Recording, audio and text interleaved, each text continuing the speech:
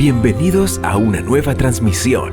Somos Iglesia Bíblica Manantial de Fe y su ministerio CVE, Camino, Vida y Esperanza. Bajo el tema La Gran Guerra Espiritual. Si de algo puede estar seguro todo creyente sobre esta tierra, es que se encuentra en medio de una gran batalla espiritual. Hay dos fuerzas en contienda. Una de ellas son las fuerzas del bien y las otras son las fuerzas del mal. El líder de las fuerzas del bien, desde luego, que no es otro que Dios mismo, porque Él es bueno y Él representa todo lo que es bueno. Pero hay un líder en las otras fuerzas del mal, un líder que es engañoso, mentiroso y homicida, el cual es Satanás. Debo aclarar de antemano que esta guerra espiritual se libra en proporciones desiguales, porque Dios y sus ejércitos son superiores en poder, superiores en autoridad y soberanía, porque Dios es superior a Satanás y sus huestes en todos los aspectos, pues Dios es autoexistente y aún Satanás es un ser creado. Sin embargo, a pesar de no estar en igualdad de fortaleza, esto no quita la verdad, amado hermano y hermana, que la guerra que se desarrolla en el ámbito espiritual ha tocado todas las aristas de las dimensiones naturales de la creación. Amado hermano y hermana, hay una guerra que se desarrolla en este mismo instante. Esa guerra está a su alrededor. Está arriba de usted, debajo de usted, a un lado de usted, enfrente de usted y detrás de usted. En algunos aspectos la veremos en el plano terrenal, simbolizada con guerras entre países, guerras que se están luchando entre ejércitos humanos, en Ucrania, en Israel, en Yemen, en nuestro mismo país, Colombia. Y si bien las confrontaciones humanas traen dolor, traen miseria, traen ruina, la guerra espiritual de la cual le hablo traerá destrucción para el ejército perdedor, pero traerá gloria eterna para el capitán de los ejércitos del bien y para sus soldados. La guerra espiritual que se desarrolla comenzó hace cientos de miles de años. La terrible lucha espiritual que se cierne a su alrededor y el mío es trascendente, es superior a usted y es superior a mí. Y usted en sus propias fuerzas no duraría ni un segundo vivo en este frente de batalla. Por eso esta guerra ha involucrado a Dios y a sus ejércitos celestiales. Y esta guerra ha envuelto a todo ser creado en el universo. De esta terrible guerra espiritual nadie puede escapar. Sus consecuencias llegarán a todas las criaturas, deseémoslo o no, anhelémoslo o no, aceptémoslo o no. Esta guerra va a tocar su vida tarde o temprano. En esta guerra habrá heridos, como en toda guerra habrá bajas. Habrá aflicción y sufrimiento, pero al final de la guerra habrá una gran victoria. Y qué bueno que usted esté del lado del ganador. Esta lucha espiritual, amado hermano y hermana, como lo dije, comenzó hace miles de años y desde entonces no ha parado. Y seguramente usted se preguntará, y es lícito que lo haga, ¿cuál fue el origen de esta guerra espiritual? ¿Dónde se inició esta batalla? Y sobre todo, ¿cuándo terminará? Comencemos por responder la primera pregunta. ¿Cuál fue el origen de esta guerra? Porque toda guerra tiene un origen. Al estudiar, amados hermanos, en la Escritura, el origen de la lucha espiritual, Tendremos que ir directamente al Nuevo Testamento. Aquí Dios hace una revelación especial en uno de los pasajes del libro del profeta Ezequiel, capítulo 28, que si bien cuando usted lo lee, está dirigido a un gobernante humano, el contenido de las palabras de Ezequiel no solo da la causa por la cual se inició la guerra, sino que presenta al rebelde que la propició, el cual no es otro que un ser espiritual que hoy conocemos como Satanás. En Ezequiel capítulo 28, verso 15 se nos dice acerca de este ser: perfecto eras en todos tus caminos desde el día que fuiste creado. ¿Sabe? Es un ser creado, no es Dios. Pero un día pasó algo, dice Ezequiel, siendo inspirado por Dios, hasta que se halló en ti maldad. A causa de la multitud de tus contrataciones, fuiste lleno de iniquidad y pecaste, por lo que yo te eché del monte de Dios y te arrojé de entre las piedras de fuego. Oh querubín protector, y esto es muy importante, tenía un grado honroso. Era un querubín, no era un ángel de un grado común, sino un querubín y cuyo propósito era proteger el trono de Dios. Así que hablamos de un ser poderoso, hablamos de un ser hermoso y sabio. El verso 17 nos aclara más: se enalteció tu corazón. Aquí viene la causa de esta guerra espiritual. Se enalteció tu corazón a causa de tu hermosura. Corrompiste tu sabiduría a causa de tu esplendor.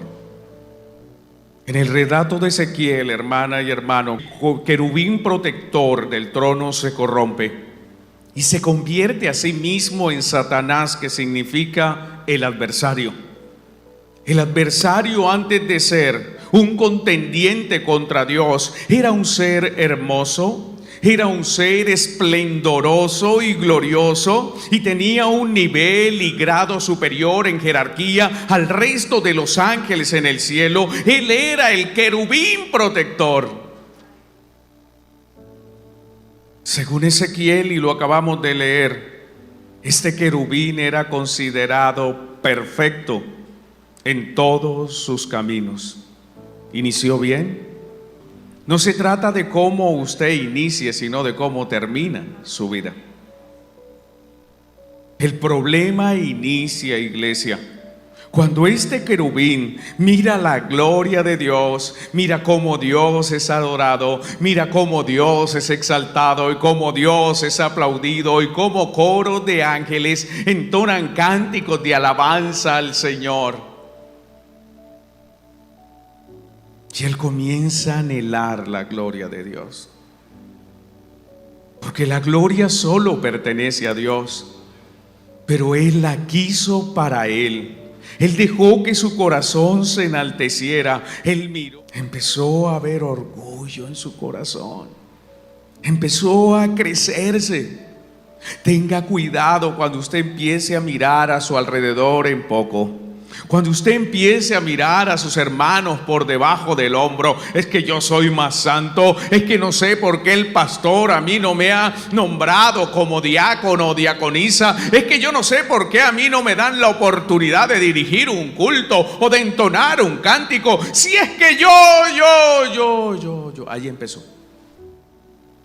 Él dejó que su corazón se enalteciera, esto es, se inflamara de su vanidad. Fue su corazón enaltecido el terreno fértil para que se corrompiera y se llenara de orgullo.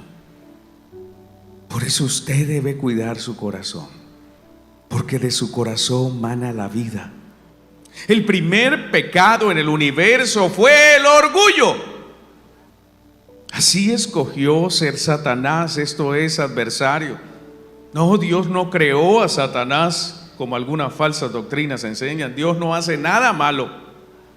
Cuando Él creó todo, Y usted puede ir a Génesis 1 y terminar todo el pasaje. Dios siempre que creaba algo decía: y vio Dios que era bueno. Él creó un querubín protector que era bueno y era recto en sus caminos. Él creó un ser hermoso que es bueno. Él creó un ser esplendoroso que es bueno. Pero este ser decidió rebelarse. Este ser decidió corromperse. Y así pasa con usted y conmigo. Si usted le falla a Dios, no es porque Dios quiere que usted le falle. Usted le falla a Dios porque quiere pecar contra Dios y lo hace en forma voluntaria. Fue tan grave, amados hermanos, la corrupción del corazón de este querubín, que se llenó totalmente de orgullo, de arrogancia, de altivez. Y no solo deseó tener la gloria de Dios, que es un pecado muy grave, por cierto, sino que quiso dar un paso más allá. Él deseó ser semejante al Altísimo. Así fue registrado por el profeta Isaías, capítulo 14, verso 12 en adelante. Acompáñeme, por favor. Dios se duele porque Él ama lo que crea y le causa dolor cuando sus criaturas se rebelan contra Él. Por eso empieza con esta exclamación de lamento: oh, ¿cómo caíste del cielo, oh lucero, hijo de la mañana? ¿Cómo caíste del cielo, oh lucero, hijo de la mañana? ¿Cómo esto fue posible? Y empieza: cortado fuiste por tierra, tú que debilitabas a las naciones. Y aquí viene lo que decía. Mire que Dios conoce lo que hay en su corazón. Pero lo cierto es que Él lo tenía en su corazón. Y recuerde que Dios ve el corazón de los hombres. Dios sabe lo que usted está pensando en este momento. Bueno, ¿a qué hora terminar? Tú que decías en tu corazón: subiré al cielo, en lo alto, junto a las estrellas de Dios levantaré mi trono, y en el monte del testimonio me sentaré, a los dos lados del norte, sobre las alturas de las nubes subiré, y seré semejante al Altísimo. ¡Qué palabras, iglesia! Un gran número de eruditos de todas las épocas, desde Agustín hasta nuestros días, han enseñado que Satanás hizo 5 declaraciones sucesivas que consolidaron su rebelión. Primera declaración: subiré al cielo. Segunda declaración: levantaré mi trono. ¿En dónde? Pues en el cielo. En el monte del testimonio me sentaré. Este es el lugar central del cielo. Sobre las alturas de las nubes subiré, o sea, seré el más alto. Y confirma sus palabras diciendo, quinto, seré semejante al Altísimo. Aquí está la traición, aquí está la rebelión. Desde luego la rebelión de Satanás tuvo consecuencias. Esa rebelión por orgullo de Satanás fue lo que dio origen a la guerra espiritual. Entonces, a la primera pregunta, ¿cuál fue el origen? ¿Por qué se inició la guerra espiritual? Por orgullo. La primera acción bélica, desde luego, tuvo una reacción. Satanás intenta dar un golpe de estado en el cielo. Él intenta coronarse como Dios. Y esto tuvo una consecuencia inmediata. Isaías 14:15. Mas tú derribado eres hasta el Seol, a los lados del abismo. Inmediatamente él pensó eso en su corazón. Voy a subir, subir, subir. Dios dijo, tú vas a bajar, bajar, bajar. Porque no es lo que el hombre desee y quiera, es lo que Dios establezca. Así el orgullo, amado hermano, dio paso a la rebelión, y la rebelión a la guerra espiritual. Desde luego que antes de ser expulsado del cielo, Satanás llevó un plan de reclutamiento. Él empezó a corromper y a buscar seguidores entre sus hermanos. Comenzó a engañar, seguramente con astucia y con su habilidad de engaño y de hacer el mal, logró corromper a otros ángeles, los cuales se unieron en huestes a él y se sumaron a su ejército, conformándose así el ejército del mal liderado por Satanás. Sí, su ejército está conformado por seres espirituales que antes eran ángeles de Dios, pero que luego de unirse al corrompido Satanás se convirtieron en diablos, en demonios.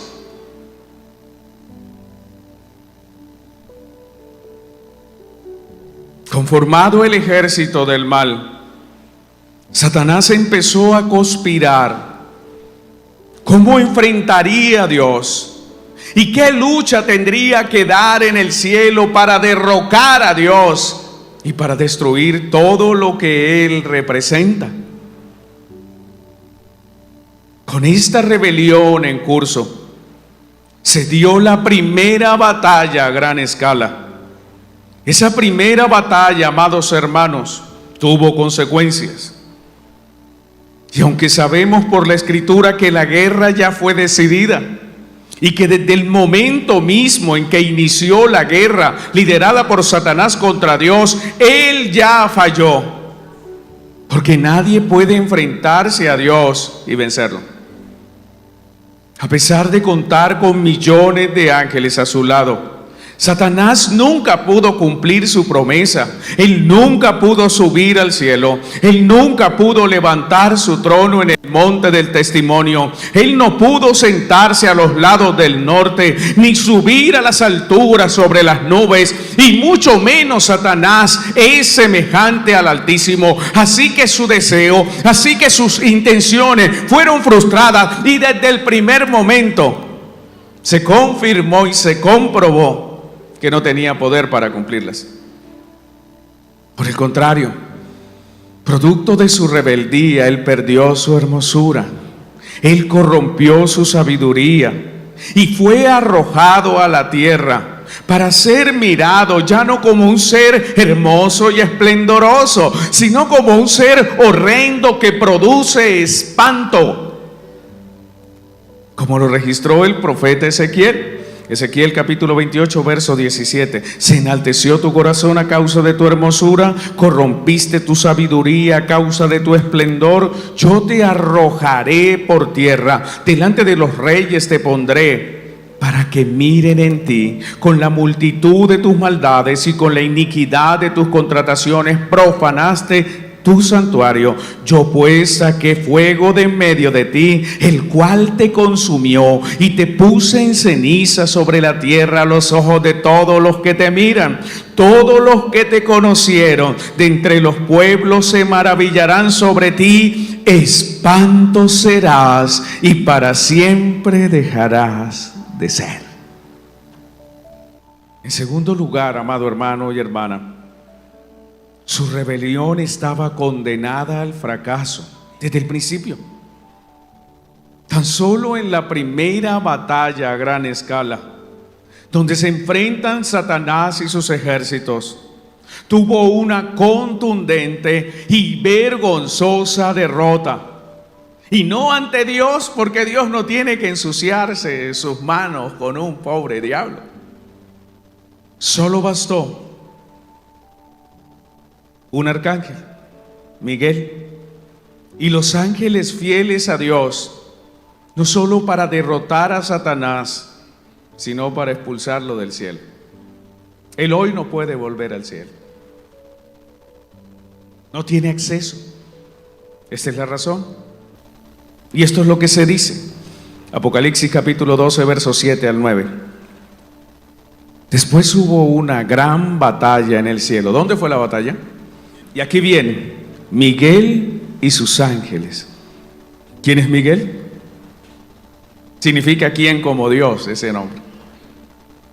Miguel es el capitán de esos ángeles que son fieles a Dios. es un arcángel.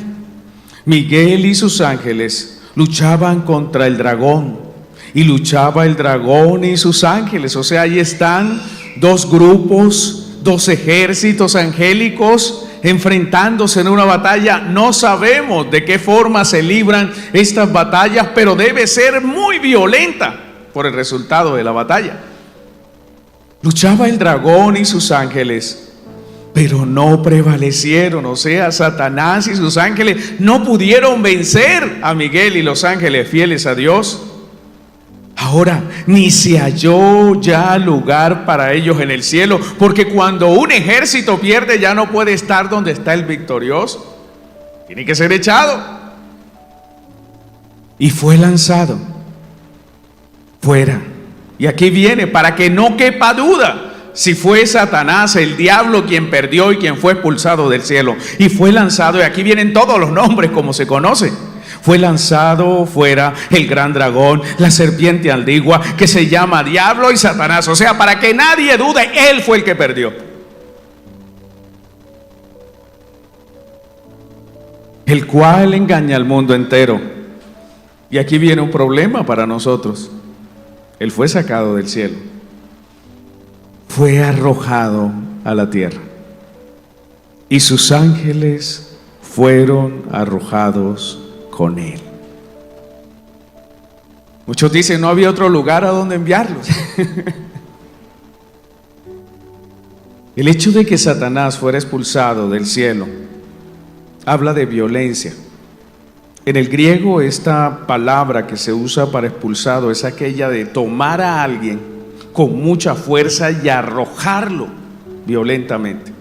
Así que él no salió por en buenos términos. Él fue literalmente expulsado a la fuerza con sus ejércitos.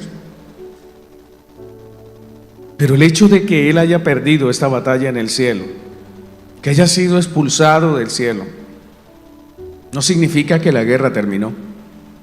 Por el contrario, él fue expulsado y la guerra se ha trasladado a otro plano, a otra dimensión, y eso nos incluye a nosotros que vivimos en la tierra. La expulsión de Satanás del cielo conlleva una seria advertencia a cada uno de nosotros, y tenga cuidado, esto es muy serio, esto está ocurriendo. Apocalipsis capítulo 12, versos 9 en adelante. Y fue lanzado fuera el gran dragón, la serpiente antigua, que se llama Diablo y Satanás, el cual engañaba al mundo entero. Fue arrojado a la tierra y sus ángeles fueron arrojados con él. Entonces oí una gran voz en el cielo que decía: ahora ha venido la salvación, el poder y el reino de nuestro Dios y la autoridad de su Cristo, porque ha sido lanzado fuera el acusador de nuestros hermanos, y a los que acusaba delante de nuestro Dios día y noche. Y ellos le han vencido por medio de la sangre del Cordero y de la palabra del testimonio de ellos, y menospreciaron sus vidas hasta la muerte, por lo cual del cielo a la tierra, no solamente para deshacer sus obras, que lo hizo en el cielo, sino para deshacer sus obras en la tierra. Primera de Juan capítulo 3, verso 8. El que practique el pecado es del diablo, porque el diablo peca desde el principio. Para esto apareció el Hijo de Dios, para deshacer las obras del diablo. Cristo vino a borrar todas las obras, y lo confirmó porque cada vez que un demonio se enfrentó a Cristo encarnado, el resultado fue el mismo que desde el principio: una victoria aplastante del bien sobre el mal. En Marcos capítulo 1, versos 21 al 27, Cristo se enfrenta a un espíritu inmundo. Verso 21. Y entraron en Capernaum y los días de reposo, entrando en la sinagoga, enseñaban y se admiraban de su doctrina, porque les enseñaba como quien tiene autoridad y no como los escribas. Aquí está Cristo enseñando en una sinagoga. Verso 23. Pero había en la sinagoga de ellos un hombre con espíritu inmundo. Esto es, una persona que había sido poseída por uno de esos demonios que fueron expulsados del cielo. Con espíritu inmundo, que dio voces diciendo: ¿qué tienes con nosotros, Jesús Nazareno? ¿Has venido para destruirnos? Sé quién eres, el Santo de Dios. Pero Jesús le reprendió diciendo: cállate y sal de él. Y el espíritu inmundo, sacudiéndole con violencia y clamando a gran voz, salió de él, avergonzado. Así que todos se asombraron, verso 27, de tal manera que discutían entre sí diciendo: ¿qué es esto? ¿Qué nueva doctrina es esta? Que con autoridad manda aún a los espíritus inmundos y le obedece. Así que Cristo venció a los demonios cuando estuvo encarnado, y no importó si era un demonio o una legión. El poder de Dios es superior a Satanás y siempre vencerá a las fuerzas del mal. Además de las victorias de Cristo en su encarnación, la mayor de las victorias sobre las fuerzas del mal en la tierra se dio el día que Cristo murió en la cruz. Cuando el Señor dijo: consumado es, Él selló la victoria del bien sobre el mal para siempre.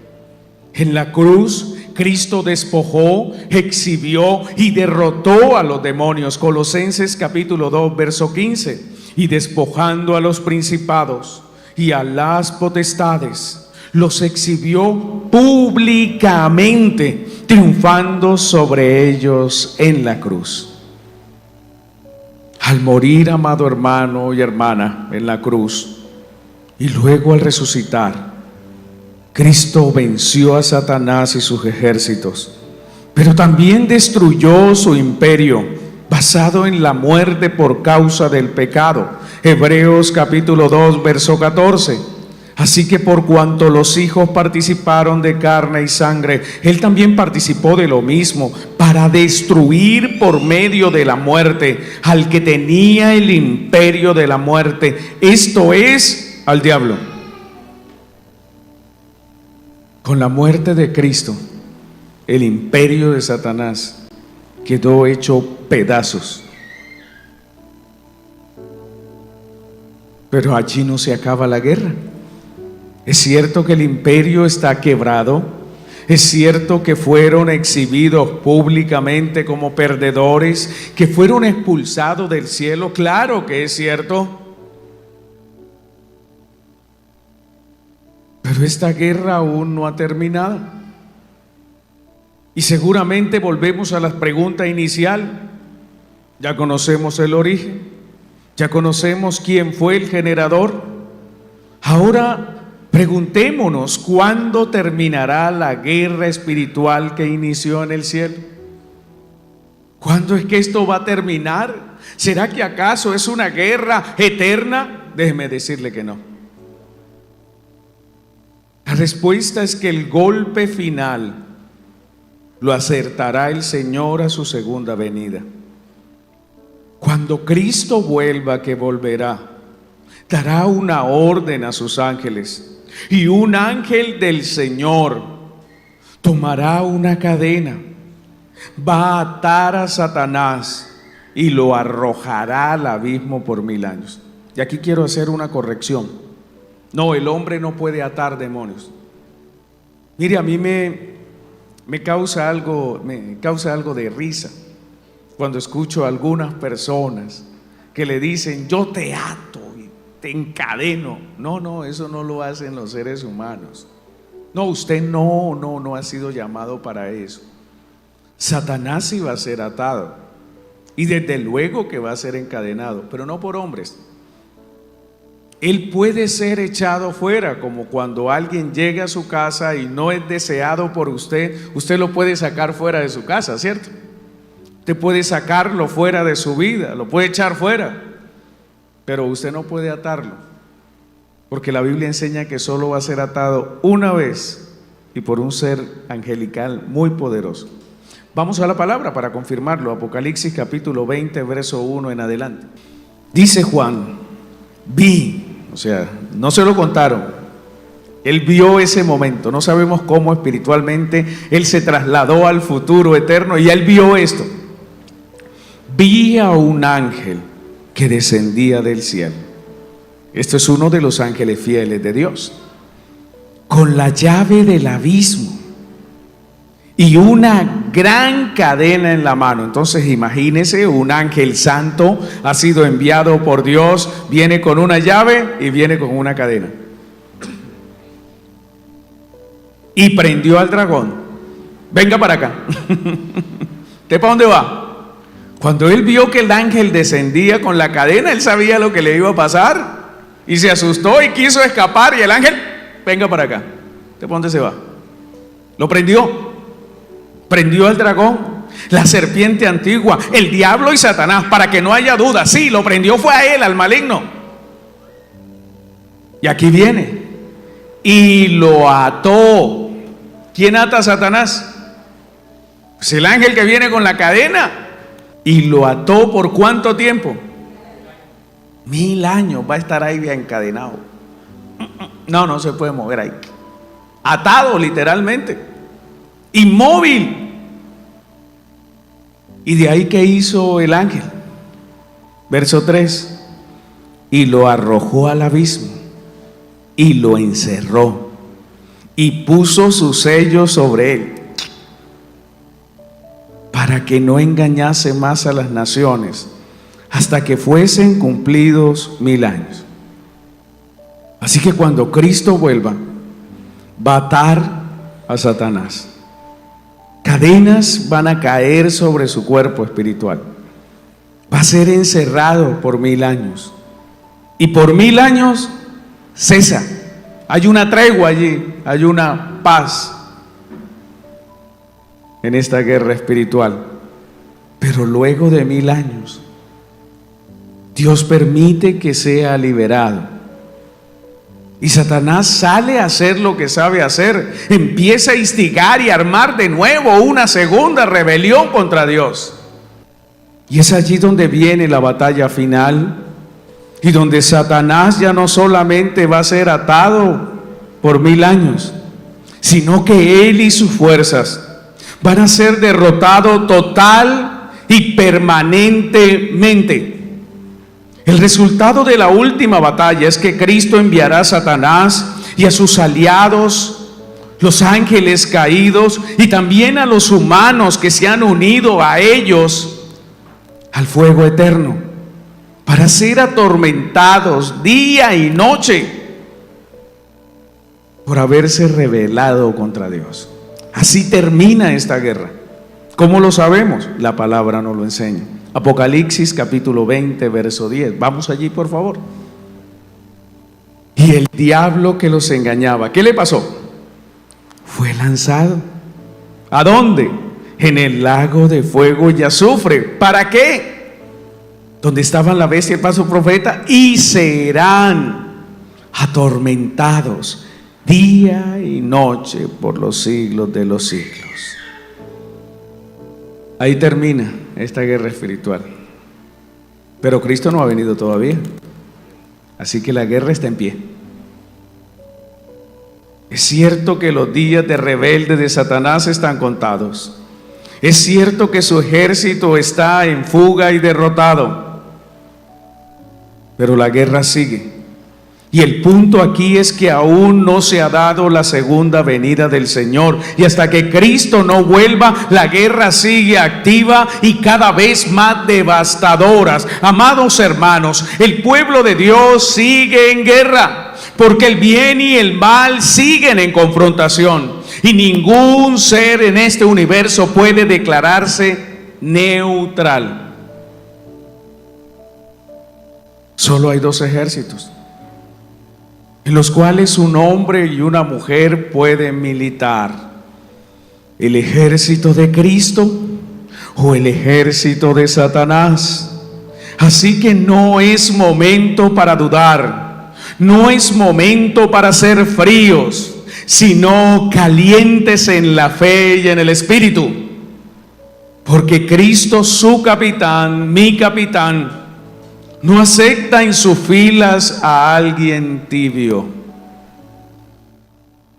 Cristo no acepta neutrales en su ejército.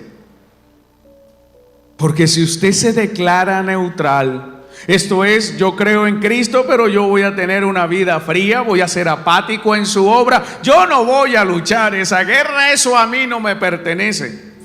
Estas palabras son para usted. Apocalipsis capítulo 3, versos 14 al 16.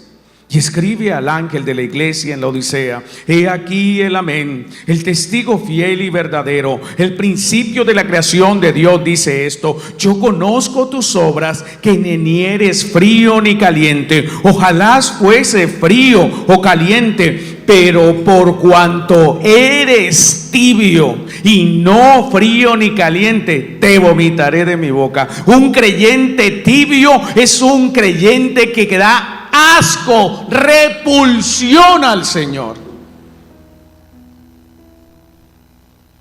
¿Eres frío en esta guerra? Entonces haces parte de la fila de Satanás. ¿Eres caliente, espiritual y ferviente en tu fe? Haces parte de la fila de Cristo. ¿Eres tibio? Entonces lo único que le produces al Señor es asco. Dura es la palabra, pero es la palabra. Como bien lo enseña la Escritura, cada creyente es un soldado de la milicia del Señor. Segunda de Timoteo 2:3, tú pues sufre penalidades como buen soldado de Jesucristo. Pero además de ser soldados, debemos recordar que esta guerra no es contra hombres. Efesios 6:12, porque no tenemos lucha contra sangre y carne, sino contra principados, contra potestades, contra los gobernadores de las tinieblas de este siglo, contra huestes espirituales de maldad en las regiones celestes. Amados hermanos, una de las estrategias más efectivas de Satanás, y por ende uno de los peligros más grandes para un creyente, es la ilusión engañosa que en realidad no se está librando un conflicto entre el bien y el mal. Satanás ha sido hábil para engañar a la humanidad y decir que este enfrentamiento no existe. Es más, usted puede pensar, es cierto que hay cosas malas en el mundo, pero también es cierto que el mundo ha mejorado. Por ejemplo, ya no hay esclavitud. Ahora hay organizaciones globales que se preocupan por el bienestar de los seres humanos.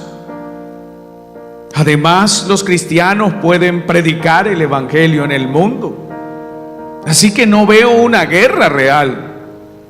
Sin embargo, hermanos, si usted piensa así, será un ingenuo.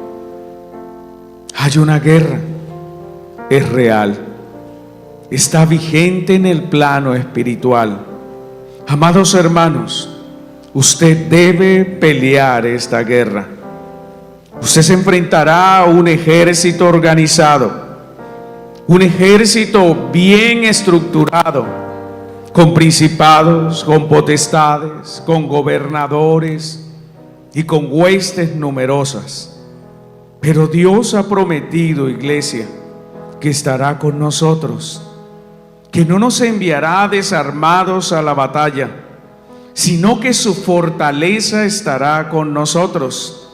Nos ha dado, según 2 de Corintios 10:4, armas que son espirituales, poderosas en Dios para la destrucción de fortalezas. Se nos ha enseñado en Efesios 6:10, por lo demás, hermanos míos, fortaleceos en el Señor y en el poder de su fuerza. Vestíos de toda la armadura de Dios, para que podáis estar firme contra las acechanzas del diablo. No venceremos en esta guerra con nuestras armas, no venceremos con nuestras fuerzas, sino que debemos fortalecernos cada día en el Señor y en el poder de su fuerza. Mientras nos vistamos de toda la armadura de Dios, podremos resistir y estar firme contra las acechanzas del diablo. Las armas de la carne, iglesia, no pueden atacar con éxito las fortificaciones de Satanás.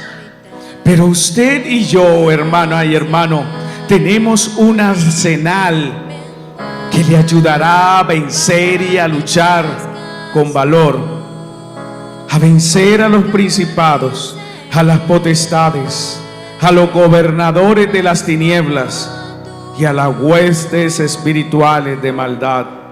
Por tanto, Efesios 6:13 nos dice: tomad toda la armadura de Dios para que podáis resistir en el día malo, y habiendo acabado todo, estar firme. Estás pues firmes, ceñidos vuestros lomos con la verdad, y vestidos con la coraza de justicia, y calzados los pies con el apresto del evangelio de la paz. Sobre todo tomad el escudo de la fe, con que podáis apagar todos los dardos de fuego del maligno, y tomad el yelmo de la salvación y la espada del Espíritu, que es la palabra de Dios, orando en todo tiempo con toda oración y súplica en el Espíritu, velando en ello con toda perseverancia y súplica por todos los santos. Amados hermanos, dispongámonos, vistámonos de la armadura de Dios y peleemos la gran guerra espiritual, porque nuestra victoria en Cristo está asegurada. Amén. Gracias por seguirnos.